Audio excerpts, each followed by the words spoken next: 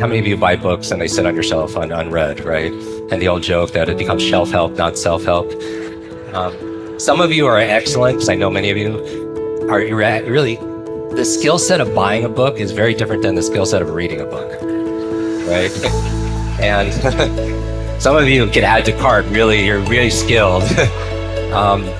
And that's the challenge, though. It's just we have unfeathered access to the world's information through YouTube and podcasts and books and Mind Valley. And so what I would say is I have a to-learn list, right? And things that I have on it's always growing, just like you have a to-do list. For me, I think it's so important to schedule this learning. I honestly think that for every hour you spend learning, I think you have to spend an equal hour applying what you learn.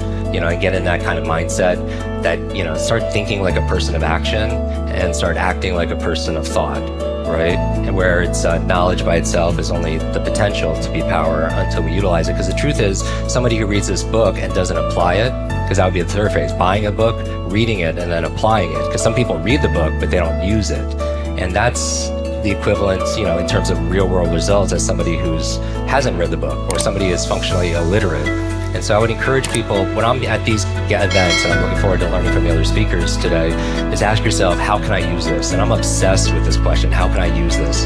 Second question, why must I use this? Because it has to go from your head to your heart, right? You have to feel it. If you don't have a reason, you won't get the result, right? And that's more of your purpose and your motivation. And then it goes from your head to your heart to your hands, where you're actually executing and applying it.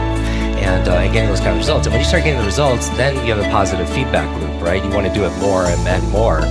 The big challenge, though, is I feel like people don't schedule it. They don't schedule their workouts, or they don't schedule their meditation, or they don't schedule, the time that they're going to do to read or something else. And I think one of the most important productivity performance tools we have are calendars, right? You schedule doctor's appointments or PTA meetings. And when are we scheduling our own personal transformation, each and every day? If you've gone through super reading, my techniques, even something simple like using a visual pacer while you read. And the reason why, again, when you're reading, you don't have to touch the screen. It's because your visual focus leads your mental focus. Does that make sense? Your eyes are the only part of your brain that's outside of your skull. And that's why actually a lot of people have mental fatigue, because they have visual fatigue. Right? If you're looking at how many of you look at screens, a good part of your day?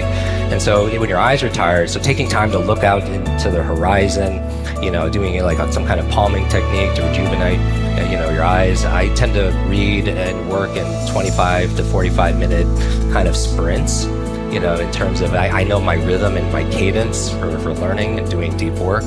I break it up with a 5-minute brain break where I move. I think that's important. I do some deep breathing. Whether it's box breathing or nasal breathing, alternate nostril breathing, and then I hydrate because I feel like just a 2% dip in your water levels will actually dramatically affect your thinking and your reaction time. And so those are the kind of things to get my state, because all learning is state dependent, right? In the state you learn something in. And so using a visual pacer will help you read this book 25 to 50% better. Not only speed, and don't take my word for it, read for 60 seconds, count the number of lines you read, and then use a visual pacer, and then count 60 seconds. That number will be 25, 50% across the board. And that really adds up, because you can save 20 minutes on every hour, right? If you save an hour a day over the course of a year, that's a lot of hours, right? How many hours is that? A little math this morning. 365 hours, which equates to 9 40-hour work weeks. Just doing something ubiquitous like reading. Memory techniques is really it. For 6 phases. How many of you are familiar with like the chain linking techniques I talk about, or the body list? Very easily, you could take, love and compassion and place it on your body, head to toe, right? You can imagine a big heart on your head. Gratitude, which is the second phase, you could just associate that to your nose. Even something that sounds like something silly like a grapefruit coming out of your nose for gratitude. Forgiveness, which is number 3, you associate that maybe going to your mouth. Vision, having a vision for your life.